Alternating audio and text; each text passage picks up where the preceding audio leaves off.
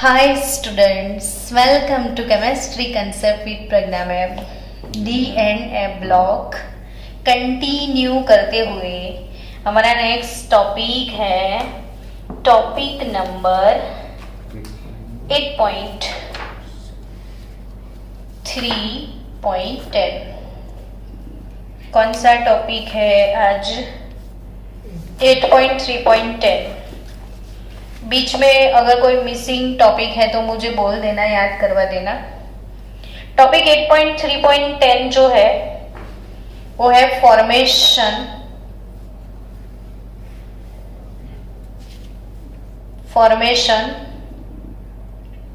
Of coloured ions. D and F block elements, उनकी एक खासियत तो ये है कि इनके सारे कंपाउंड कलरफुल होते हैं. धीरे धीरे बहुत डीप में जाएंगे कलर वाले फंडा में. बच्चों एक चीज याद रखो कि most of the transition element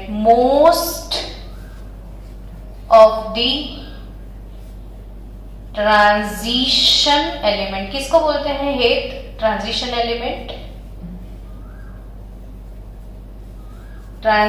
elements किसको बोलते हैं? डी ब्लॉक एलिमेंट को. डी ब्लॉक एलिमेंट यानी ट्रांजिशन एलिमेंट. तो most of the transition elements compound, transition element की कंपाउंड्स की मैं बात कर रही हूं. Most of the transition element compounds, चाहे वो आयोनिक हो या फिर वो कैसे हो, कोवेलेंट, कुछ भी हो, आर कलर्ड कंपाउंड. और इसलिए तो कलर वाला एक स्पेशल टॉपिक है. अब आज ये टॉपिक जो आप पढ़ने वाले हो, ये वाला टॉपिक टोटल 2 चैप्टर का कॉमन टॉपिक है. और ये टॉपिक में आपको बहुत अच्छे से डिटेल वाली जो कंसेप्ट डकार मार के जो समझ आता है, पूरा सेटिस्फेक्शन वाला, वो चैप्टर 9 में ज्यादा समझ पाओगे. क्योंकि चैप्टर 9 जो कि कॉम्प्लेक्स कंपाउंड, और कॉम्प्लेक्स कंपाउंड बनाते कौन है? तो ये ट्रांजिशन एलिमेंट्स. तो जितने भी ट्रांजिशन एलिमेंट्स हैं उनकी कैरेक्टरिस्टिक है कि ये लोग कैसे कंपाउंड बनाते हैं? कॉम्प्लेक्स कंपाउंड बनाते हैं. और कॉम्प्लेक्स कंपाउंड जितने भी है वो most of the complex compounds are colourful compound. और उनको कलर क्यों है? तो वो टॉपिक कौन से चैप्टर में होगा? 9 चैप्टर में. तो इधर भी ये टॉपिक है, उधर भी, यानी आप समझ चुके हो कि टॉपिक का इंपॉर्टेंट काफी कुछ है. बहुत अच्छे से समझना चाहिए क्योंकि इसमें से क्वेश्चंस मैंने हमेशा देखे हैं, होते हैं. तो आपको फर्स्ट लाइन में मैंने छोटी सी एक बात बोल दी कि most of the transition elements compound, चाहे वो आयोनिक हो या चाहे वो कोवेलेंट हो, वो कैसे होते हैं? कलर्ड कंपाउंड है. एंड वो भी both in solid state as well as in liquid medium. कोई भी स्टेट में, एक्वियस मीडियम में भी देख लो या फिर सॉलिड फेज में भी देख लो, वो कलरफुल है. तो कलर किस वजह से आता है? आपको सिंपल सी बात एक बता दूं मैं. कलर की बात छेड़ो वैसे, और ये टॉपिक को बहुत अच्छे से क्लियर करना है तो हमें तो 3 लेक्चर लग जाए. बैठे बैठे इसमें बहुत कुछ है ऐसा समझने लायक. तो मैं सबसे पहले एक छोटे से कंसेप्ट से शुरू कर रही हूं कि कलर की बात की जाए तो 2 और 3 ईयर पहले बोर्ड में एक क्वेश्चन था हमारे गुजरात बोर्ड में कि what is the colour of zinc sulphate, है ना. अब टेस्ट में ये क्वेश्चन था तो तुरंत आपके मन में क्या आंसर है कि ओ मैडम, तो हमको क्या इतने सारे कंपाउंड के कलर भी याद रखने के? इतना कुछ हम याद रखते हैं, इसके आप कलर भी याद रखो, वही क्वेश्चन होगा ना आपको। तो इसमें से कई कई बच्चे जो अच्छे से पढ़ के नहीं गए थे वो मुझे आके वही बोल रहे थे, मैडम इतने सबके कलर हमको याद रखने के, हमें कैसे पता है इसका कलर कौन सा है, ठीक है ना। तो इसको कैसे पता वो सिखाती हूँ कि कैसे पता चले कि किसका कलर क्या होगा, वो अच्छे से सीख लो इसमें। तो बच्चों जिंक सल्फेट में जिंक होता है +2, ठीक है। जिंक की वैलेंसी ऑक्सीडेशन स्टेट क्या है +2। अब जिंक का नंबर बताओ ना मुझे, 30 नंबर। अच्छा कॉन्फ़िगरेशन बताओ ना मुझे, आर्गन 3D10 4s2। सबसे इंपॉर्टेंट बात कॉन्फ़िगरेशन है, जब तक कॉन्फ़िगरेशन नहीं करोगे तब तक आप अंधे रहोगे, कुछ नहीं दिखेगा केमिस्ट्री में। तो जिंक 2 यानी 2 इलेक्ट्रॉन लूज करेगा तो 4s के लूज हो जाएंगे 2, 3D10 बचा ना। फुल्ली फिल्ड ऐसा नहीं लग रहा है आपको, D10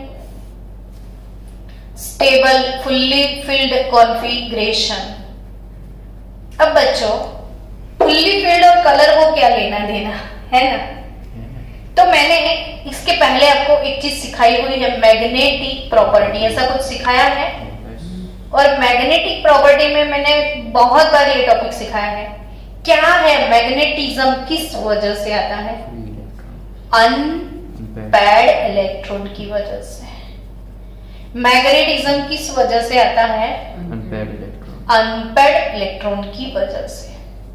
अब बच्चों जिसमें अनपेयर्ड इलेक्ट्रॉन होगा, क्या अनपेयर्ड इलेक्ट्रॉन होगा, उसको कलर मिलेगा, क्योंकि अकेला अकेला इलेक्ट्रॉन है तो वो लोअर एनर्जी से जंप करके हायर एनर्जी में, वो फंडा अभी मैं थोड़ी देर के बाद आपका बहुत अच्छे से क्लियर करवाने वाली हूँ, लोअर एनर्जी से हायर एनर्जी वो सब क्या है।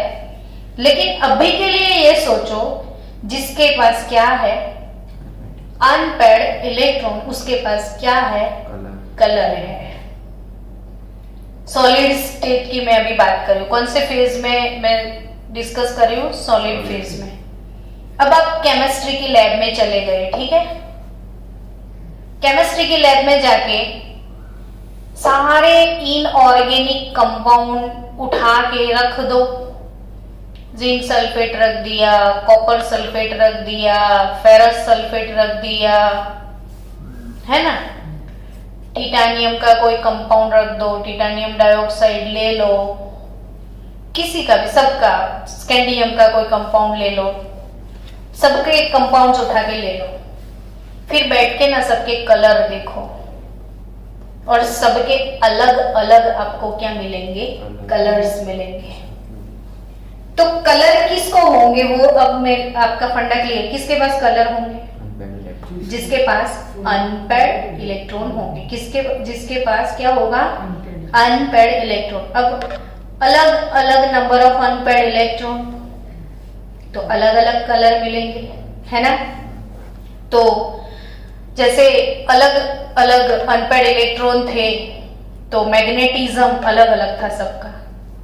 अब सोचो जिंक +2 है, कोई भी अनपेयर्ड इलेक्ट्रॉन नहीं है, तो ये कंपाउंड कैसा होगा, कलरलेस। सल्फेट का कुछ नहीं, तो सल्फेट का में कुछ नहीं देखना, इसमें जो भी है ट्रांजिशन मेटल की कमाल है। तो अब जिंक सल्फेट का कलर पूछ लिया एग्जाम में, तो यहाँ पे आपको रट्टा मारना था या कंसेप्ट याद रखना था, कंसेप्ट याद रखना था, ठीक है ना। तो जिंक सल्फेट कलरलेस कंपाउंड है, यानी जिंक के कोई भी कंपाउंड कैसे होंगे, कलरलेस। क्योंकि ना जिंक के किसी भी कंपाउंड में जिंक का ऑक्सीडेशन स्टेट क्या रहेगा, +2, और +2 में और 3D10 stable electronic configuration, no unpaired electron, no colour. Simple सी बात है। अब इतने सारे कंपाउंड आपको दे दिए जाए और ना आप लैब में जाके ना चेक करना, सब कंपाउंड निकालना और चेक करना सबके कलर, और हर एक कंपाउंड इतना एक्स्ट्रा ऑर्डिनरी कलर लेके बैठा है कि हाथ में से नीचे रखने का मन नहीं करेगा आपको।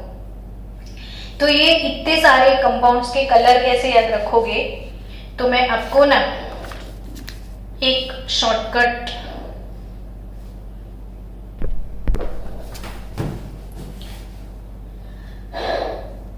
तो स्टूडेंट आप आपकी नोटबुक में लिख देना, और टेक्स्ट बुक में ये टॉपिक ये नहीं है चीज जो मैं लिखवाने जा रही हूँ, तो एक्स्ट्रा पेजेस में लिख के ना आपकी टेक्स्ट बुक में बीच में कहीं चिपका देना वो पर्ची, यानी जब टेक्स्ट बुक पढ़ो तो आपके सामने वो चीज आ जाए। स्टूडेंट आपको याद रखना है CUCR कुकर है ना, कुकर को V क्या, कुकर को V 2 2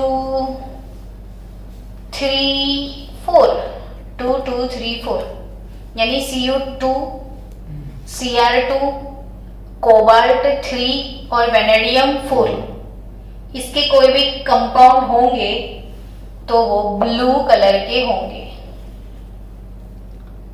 अब एग्जाम में आए कॉपर सल्फेट, समझ गए? एग्जाम में क्या है? Copper sulphate. तो कॉपर 2 है, तो कॉपर 2 कौन से कलर का होगा? ब्लू कलर का होगा कि नहीं? समझे?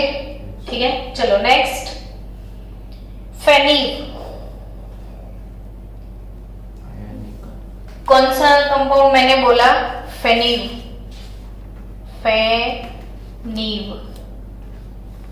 Fe2 Ni2 vanadium 3 2 2 3 4 2 2 3। फेनिव ग्रीन है। फेनिव कौन से कलर का है? ग्रीन। कुकर को भी ब्लू, फेनिव ग्रीन, ऐसे ही बोलते रहना हमेशा, फेनिव ग्रीन है ना। फेनिव कैसा है? ग्रीन। अब बच्चों कलर ही नहीं है मेरे पास, पर्पल कलर तो होना चाहिए था अपने पास। चलो हम किसी ब्लू को पर्पल बना देते हैं। तो पर्पल कलर का कौन है?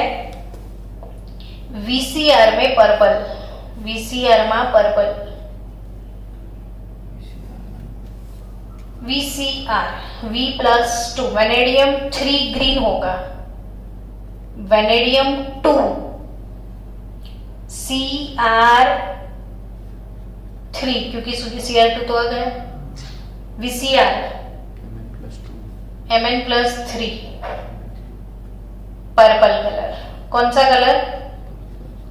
पर्पल, या इसको आप वायोलेट कलर भी बोल सकते हो। पर्पल और वायोलेट दोनों सेम है, मतलब वायोलेट कलर को ही पर्पल कलर बोलते हैं। ठीक है। कॉमन, सबका फेवरेट कॉमन कलर कौन सा है वो बताओ? Red colour. Pink. Common COMN, common. Common समझ में आया? कॉमन कलर सबका फेवरेट कौन सा? पिंक। ऐसे कॉमन, कॉमन पिंक, सबका फेवरेट पिंक। अब Fe3 का कलर,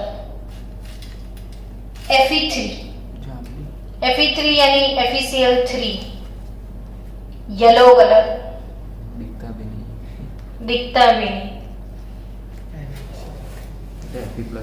तो FeCl3 रस्ट येलो होगा, रस्ट येलो।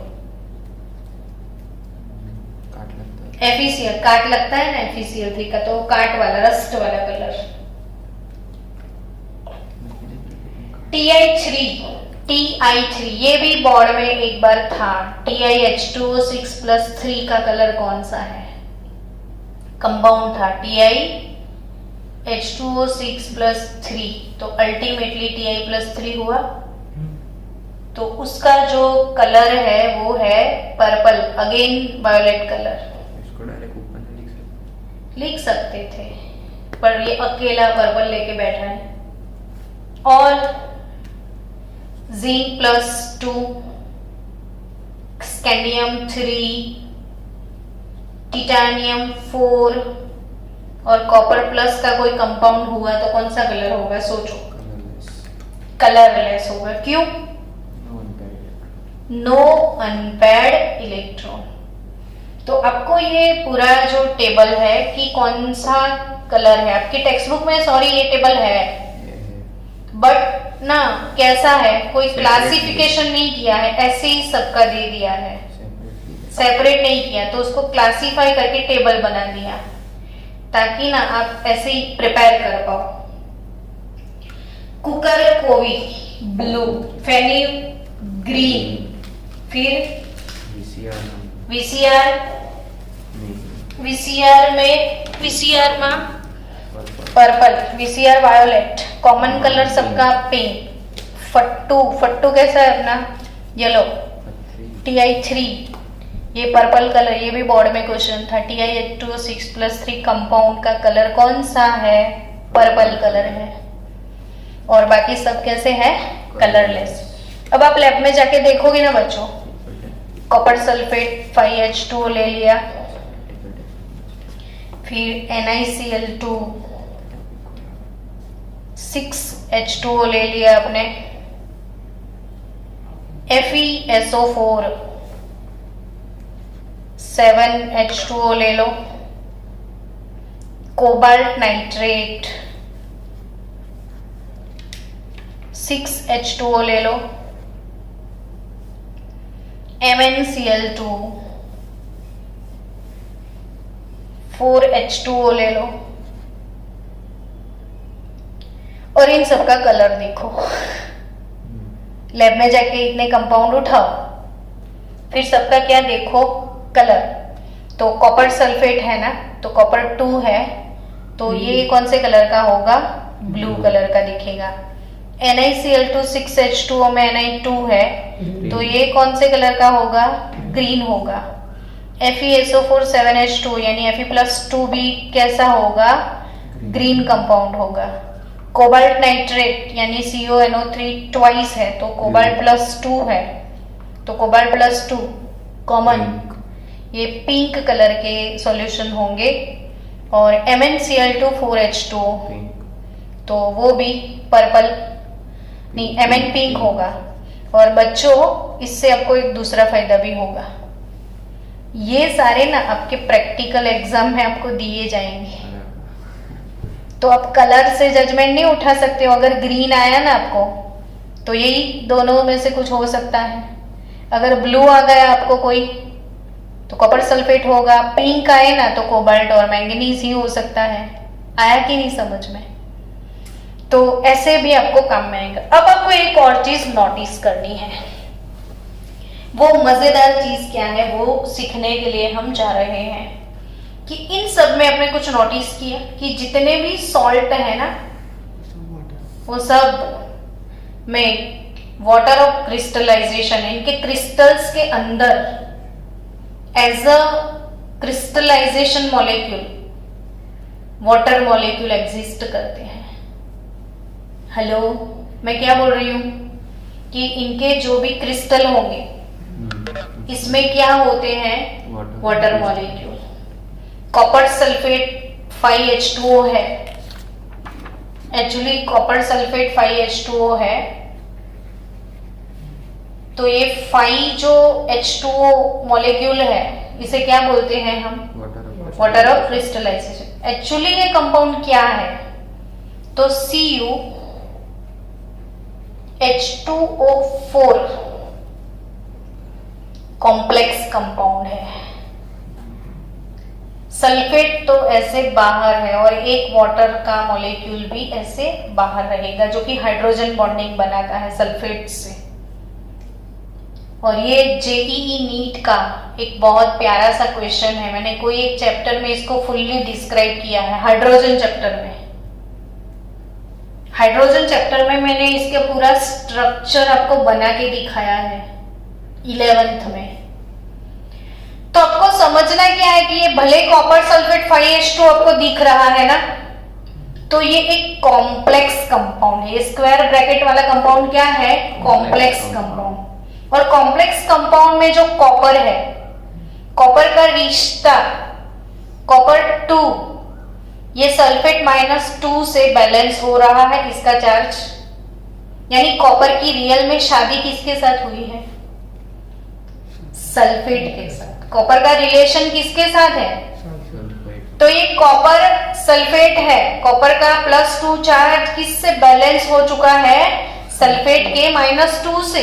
यानी ये कॉपर की प्राइमरी वैलेंसी है। इसके बावजूद भी कॉपर के साथ वाटर मॉलिक्यूल कैसे आ गए? तो कॉपर का जो इससे कंपाउंड बना था, तो भी कॉपर में d ऑर्बिटल्स होते हैं। क्या होते हैं? d orbital. अब सोच लो कि एक प्रज्ञा मैम नाम का एक इंसान है। अब मेरे पास 4 मकान है, वैसे है नहीं, एक ही है, पर मेरे पास मान लो कितने मकान बने हुए हैं? 4। अब मैं चारों में थोड़ी रहूंगी, मैं तो एक ही में रहूंगी ना। तो बाकी के 3 तो मेरे पास है तो सही, लेकिन वो घर कैसे है? खाली है ना।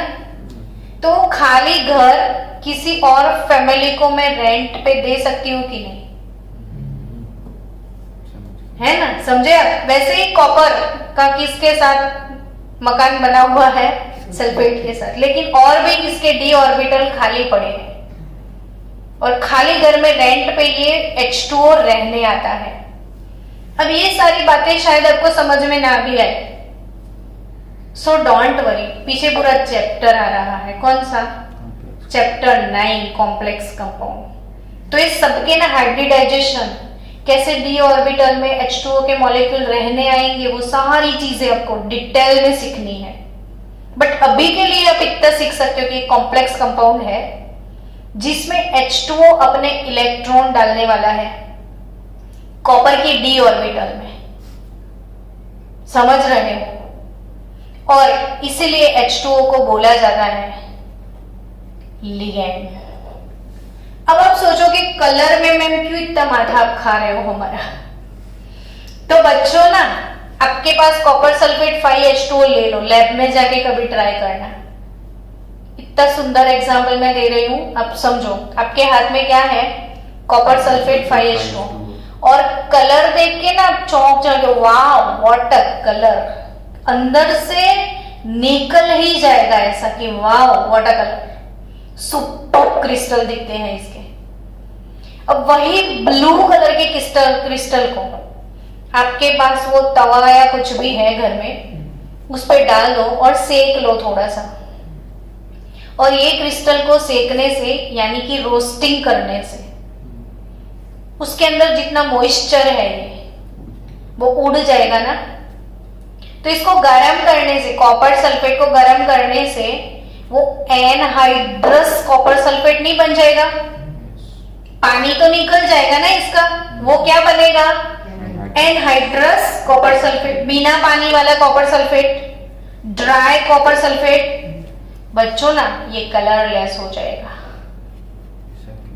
ऐसा क्यों? तभी तो हम कब से वाटर के पीछे पड़े हैं। तो मतलब तो ये कलर किसकी वजह से था? पानी की वजह से था मैडम। वही मतलब हुआ ना इसका। तो पानी निकल गया, कलर निकल गया, पानी आया। अब एक काम करो, वो ड्राई हो गया ना, इसका पानी मॉइस्चर चला गया, ये कलरलेस हो गया। अब एक ग्लास ऑफ वाटर ले लो और इसमें ये व्हाइट कंपाउंड डाल दो, फिर से ब्लू कलर का हो जाएगा। पानी की वजह से। That's amazing chemistry. केमिस्ट्री का कमाल है, मैजिकल केमिस्ट्री।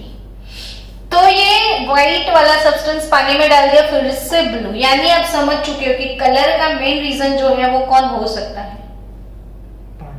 वाटर। ठीक है। अब वाटर ये ब्रैकेट के अंदर है ना, 4 मॉलिक्यूल्स। तो जो ब्रैकेट के अंदर होते हैं इसे हम लिगेंड बोलते हैं। और ये लिगेंड ऐसे मेटल को अपने इलेक्ट्रॉन गिफ्ट करके बॉन्डिंग बनाते हैं। ऐसे कंपाउंड को हम कॉम्प्लेक्स कंपाउंड बोलते हैं। तो कोई भी कॉम्प्लेक्स कंपाउंड में ब्रैकेट के अंदर जो रहेंगे इसे क्या बोलेंगे हम? लिगेंड। उन लिगेंड की वजह से होता क्या है वो समझना।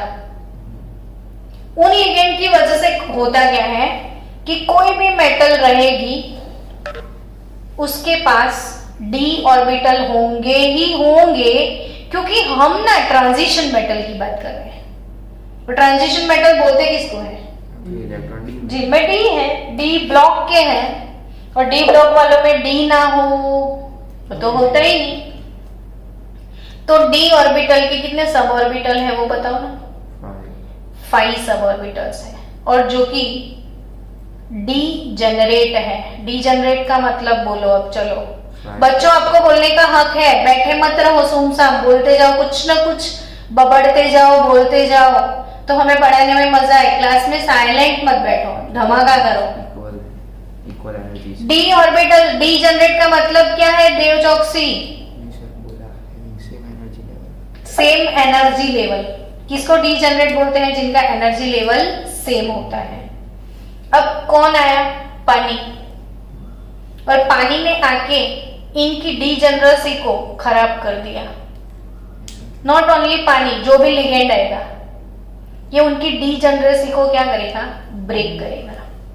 कैसे ब्रेक करेगा, क्यों ब्रेक करेगा, वो काफी डिटेल में हम पढ़ेंगे चैप्टर 9 में। अभी आपको सिर्फ इतना पढ़ना है कि डी ऑर्बिटल की डीजनरेसी ब्रेक होने वाली है, और इसमें से अगर ये ऑक्टाहेड्रल फील्ड है, कौन सा फील्ड है? 6 लिगेंड आ रहे हैं, तो T2G और EG में इसका स्प्लिटिंग हो जाएगा। यानी T2G जो ऑर्बिटल्स हैं, DXY, DYZ, DZX, इनको T2G बोलते हैं। उनका एनर्जी लेवल डाउन हो जाएगा। ये लो एनर्जी लेवल की ऑर्बिटल्स हैं, और ये हाई एनर्जी वाली ये EG ऑर्बिटल्स हैं, dx² - y² dz²। क्लियर? अब मान लो टिटानियम Ti+3 है, Ti+3, तो टिटानियम का नंबर कौन सा है? शक्ति 22। यानी कॉन्फ़िगरेशन कौन सा? 3d2 4s2 +3, यानी 4s के 2 चले गए, 3d का 1 यानी 3d1 हो गया। यानी इसके d में 1 इलेक्ट्रॉन है ना? अब TiH2O6 की मैं बात कर रही हूं कि ये कॉम्प्लेक्स है, तो Ti+3 है, 1 इलेक्ट्रॉन है, तो वो लोअर एनर्जी ऑर्बिट में ही पहले जाता है ना। अब सोचो कि एक अनपेड इलेक्ट्रॉन है, ये कौन सी ऑर्बिटल है? Lower energy. ये कौन सी ऑर्बिटल है? Higher energy. ठीक है, अब इसके ऊपर क्या अप्लाई हो रहा है? सनलाइट। जैसे लाइट अप्लाई होता है इलेक्ट्रॉन को, तो चांस ही चाहिए। हम तो चैप्टर 2 स्ट्रक्चर ऑफ एटम से ये बात पढ़ रहे हैं कि ये लाइट के अंदर जो फोटॉन्स है उसकी एनर्जी को ये क्या करेगा? एब्जॉर्ब करेगा। बॉर्नवीटा पी लिया, क्या करेगा वो? जंपिंग जपाक, ऊपर आ जाएगा। हाँ, ऊपर आ जाएगा हायर एनर्जी में। लोअर एनर्जी से ताकत मिलेगी तो जंप मार के किधर जाएगा? और हायर एनर्जी में जाने के लिए वो एनर्जी H में एब्जॉर्ब करेगा। इसे बोला जाता है डी ट्रांजिशन। क्या बोलते हैं इसे हम? यानी लोअर एनर्जी डी ऑर्बिटल से, लोअर एनर्जी डी ऑर्बिटल से इलेक्ट्रॉन एनर्जी को एब्जॉर्ब करके हायर एनर्जी डी ऑर्बिटल में जाता है। इसे क्या बोलते हैं? तो आपको समझ में आया? कॉपर सल्फेट में वाटर की एंट्री हुई, यानी लिगेंड आया, यानी विलन आया। विलन आने की वजह से उसकी डी ऑर्बिटल जो डीजनरेट थी उसमें स्प्लिटिंग हो गया। स्प्लिटिंग होने की वजह से 3 T2G लोअर एनर्जी वाली हो गई, ये हायर एनर्जी वाली हो गई। तो अब इलेक्ट्रॉन क्या करेंगे? लोअर से हायर में जंपिंग जपक करेंगे, और उसकी वजह से वो क्या एब्जॉर्ब करने लग जाएंगे? कलर एब्जॉर्ब करने लग जाएंगे। अब क्वेश्चन ये अराइज होता है कि एब्जॉर्ब क्यों किया एनर्जी? तो लोअर से हायर में जाने के लिए, डी ट्रांजिशन के लिए। समझ आ रहा है ना कि उसने एनर्जी एब्जॉर्ब क्यों करी? जंपिंग जपाक करने के लिए। क्यों करी? तो कि कलर को और एनर्जी एब्जॉर्ब से क्या लेना देना। वापस आएगा। तो आप लोगों को पता है ना, सनलाइट है 7 कलर, विबग्योर, क्या विबग्योर 7 कलर होते हैं ना सनलाइट में। अब मेरे को एक चीज बताना बच्चों कि कोई सब्सटेंस हमें ग्रीन कलर का दिख गया तो वो क्यों ग्रीन दिखे, बाकी सारे absorb कर लिए, सिर्फ green तो इस absorb- पे लाइट अप्लाई हुआ ना तो उसने ग्रीन एब्जॉर्ब नहीं किया, बाकी सारे कर दिए। ग्रीन के अलावा सब एब्जॉर्ब किया। जो रिफ्लेक्ट हुआ था वो कौन सा, ग्रीन था। यानी जो एब्जॉर्ब होता है वो कलर ना दिखे आपको, इसे हम कॉम्प्लीमेंट्री कलर बोलते हैं। जो एब्जॉर्ब होगा वो नहीं दिखेगा, जो रिफ्लेक्ट होगा वो दिखेगा, है ना। तो आपको एक सिंपल सा ट्रिक दे रही हूं मैं। देखो एक सर्कल बनाओ ऐसे, फिर ऐसे एक लाइन डाल दो, फिर इसमें एक क्रॉस डाल दो, फिर विबग्योर लिख दो ऐसे, विबग्योर में VI साथ लिखो, फिर BGYOR।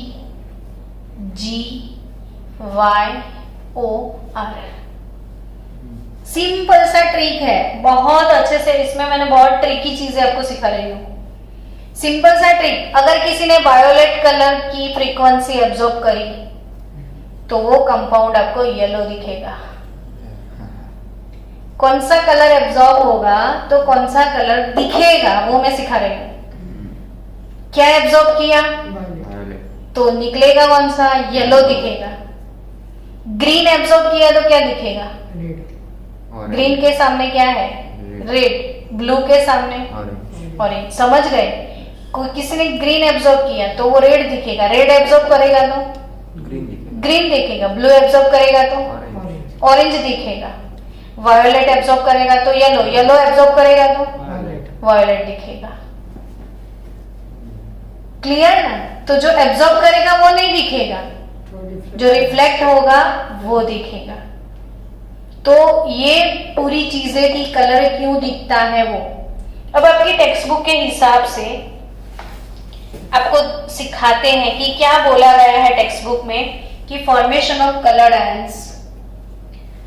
तो वही चीज पहली ही लाइन में लिखा है कि when an electron from a lower energy d orbitals is excited to a higher energy d orbital, the energy excitation corresponds to the frequency of light absorbed. This frequency generally lies in the visible region and the color observed correspond to the complementary color of the light absorbed. Done ना। तो मैंने आपको पहले ही सिखा दिया ये चीज कि डी ऑर्बिटल्स जो कि डी जनरेट होते हैं उसमें स्प्लिटिंग किसकी वजह से आया, लिगेंड की वजह से। स्प्लिटिंग आने की वजह से हुआ क्या, लोअर एनर्जी और हायर एनर्जी दो पार्ट में स्प्लिट हो गया। अब उसकी वजह से क्या हो रहा है, तो लोअर एनर्जी डी ऑर्बिटल से इलेक्ट्रॉन एनर्जी को एब्जॉर्ब करके किस में जाएगा, और जो फ्रीक्वेंसी एब्जॉर्ब होती है वो एज अ कलर नहीं दिखेगी, जो बच गई लाइट में, जो एब्जॉर्ब करनी थी उसने कर ली। अब सोचो जितना स्प्लिटिंग ज्यादा होगा, लिगेंड अगर स्ट्रॉन्ग लिगेंड है ना, लिगेंड कैसा है, बहुत ज्यादा स्ट्रॉन्ग, तो ये बहुत फटता है ऐसे, बहुत ज्यादा ऐसे इसमें गैप आ जाएगा। और लिगेंड बहुत ज्यादा स्ट्रॉन्ग है तो गैप बहुत बड़ा होगा, तो वो बहुत सारी फ्रीक्वेंसी एब्जॉर्ब करेगा, तो लो फ्रीक्वेंसी वाला आपको कलर मिलेगा, है ना। तो ये चीज हम 9th चैप्टर में भी सीखेंगे। तो आई थिंक ये कंसेप्ट क्लियर हुआ आपको, कलर्ड आयन वाला पूरा। तो ये था कलर्ड वाला टॉपिक जो आपकी टेक्स्ट बुक में है, फॉर्मेशन ऑफ कलर्ड आयन, वो मैंने कंप्लीट कर लिया।